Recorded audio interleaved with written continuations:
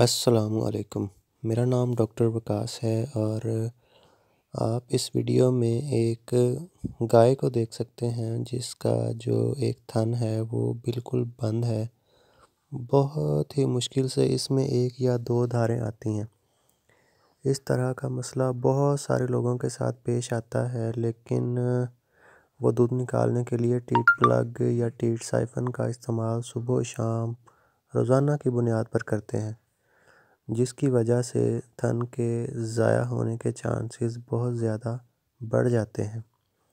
اس مسئلے کا جتنی جلدی ہو سکے علاج کروانا چاہیے۔